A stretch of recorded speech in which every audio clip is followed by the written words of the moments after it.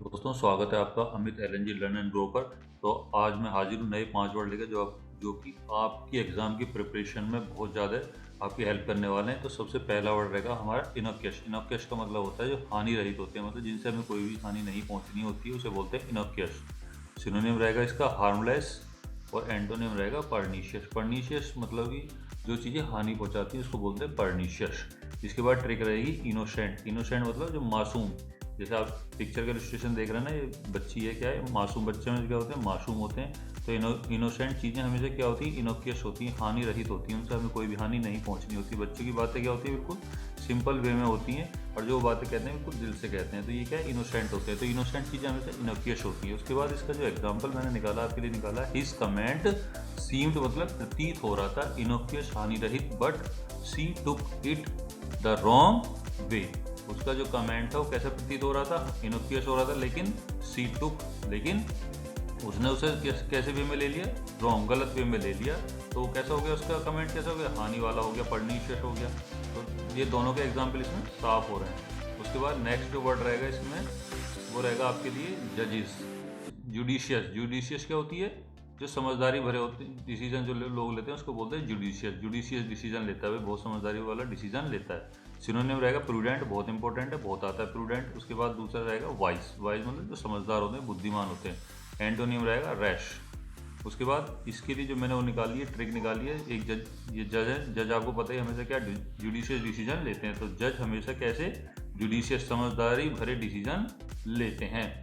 उसके बाद जो इसका एग्जाम्पल रहेगा आपके लिए, ताकि इस वर्ड का जो यूज़ है वो आपको पता चल जाए। A judicious use of money can help you save for the future. A judicious, समझदारी भरा जो यूज़ है मनी का, धन का, कैन कर सकता है, हेल्प यू, तुम्हारी, सेव करने में, फॉर द फ्यूचर के लिए, सेविंग करने में। अगर तुम समझदारी से मनी को खर्च कर दे तो क्या होगा, सेव कर सकते हो तो फ्यूचर के लिए मनी को।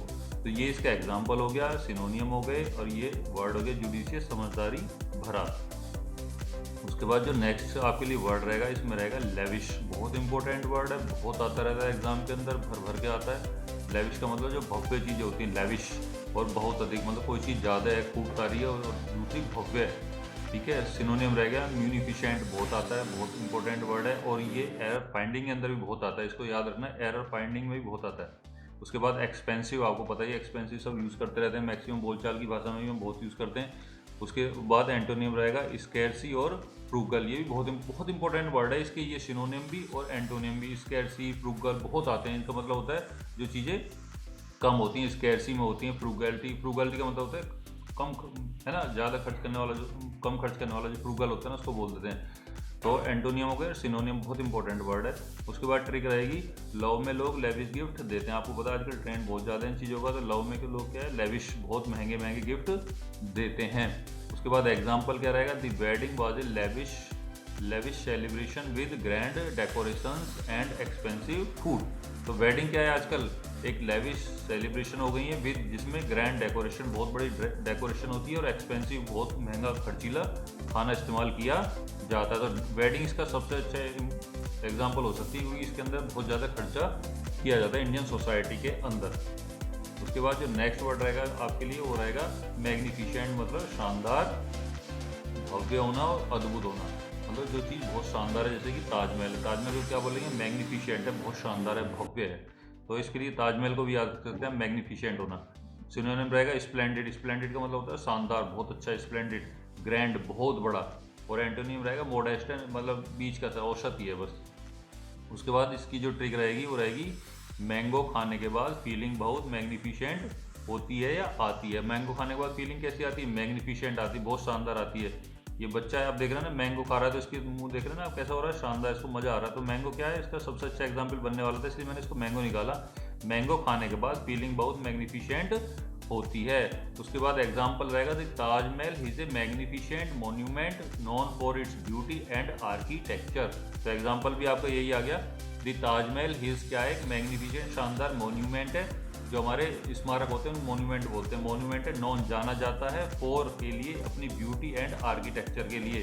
जो ताजमहल है मैग्निफिशेंट मोन्यूमेंट है, जाना जाता है अपनी ब्यूटी और आर्किटेक्चर के लिए, ताजमहल को जाना जाता है। तो मैग्निफिशेंट का बहुत अच्छा एग्जाम्पल ये भी है, और मैंगो भी है, दोनों ही क्या बहुत अच्छे एग्जाम्पल है। और जो पिक्चर का इलस्ट्रेशन है वो आप देख ही रहे हैं। उसके बाद जो आपके लिए नेक्स्ट वर्ड मैंने निकाला है इसमें मेलाइश। मेलाइश भी बहुत इंपॉर्टेंट वर्ड है, बहुत आता है। मेलाइश का मतलब है दुर्भावना। किसी के प्रति हमारे मन में जो द्वेष आ जाता है ना, जब हम उससे चिढ़ने लगते हैं, उसको बोलते हैं मेलाइश, दुर्भावना। सिनोनिम रहेगा बिटरनेस। बिटरनेस का मतलब जो कड़वापन होता है उसको बिटरनेस बोलते हैं। एंटोनियम रहेगा काइंडनेस, दयालुता। उसके बाद जो इसकी ट्रिक रहेगी वो क्या रहेगी, माँ के मन में कभी भी मैलाइज द्वेष नहीं आता है। ये मदर जो होती है उनके मन में कभी भी, चाहे बच्चा कितना भी खराब कर ले, कितना भी काम कैसा भी कर ले, लेकिन वो हमेशा अपने बच्चे को प्यार ही करती हैं। तो माँ के मन में कभी भी मैलाइज द्वेष नहीं आता है। उसके बाद जो एग्जाम्पल रहेगा वो रहेगा he spoke with a malice trying to ruin his opponent repute. और ruin का मतलब होता है बर्बाद कर देना, बिल्कुल किसी की रेपुटेशन को ruin करना, खराब करना, बर्बाद कर देना, बिल्कुल। उसके बाद ही स्पोक, बोला विद मैलाइस, मैलाइस वाली भावना से उसने बोला, ट्राइंग प्रयास किया र्यून करने का इज अपोनेंट्स, उसका जो ओपोनेंट होता था, जो हमारा प्रतिद्वंदी होता है, उसकी रेपुटेशन को जून करने का उसने प्रयास किया। ही स्पोक मलाइस वाली भावना से बोलकर। तो he spoke with malice trying to ruin his opponent's reputation. प्रयास किया अपने ओपोनेंट्स की रेपुटेशन को र्यून करने का। तो दोस्तों, आपको अगर ये 5 वर्ड अच्छे लगे हो तो प्लीज़ कमेंट करके ज़रूर बताइए, और मेरे साथ जुड़े रहिए और देखते रहिए Amit LNG learn and grow को। लाइक शेयर और सब्सक्राइब करना मत भूलिए। और अगर आपको इसकी पीडीएफ चाहिए तो आपको मेरे टेलीग्राम चैनल पर मिल जाएगी, जिसका लिंक आपको डिस्क्रिप्शन बॉक्स में मिल जाएगा। दोस्तों, लगे रहिए और अपनी तैयारी करते रहिए। Thank you.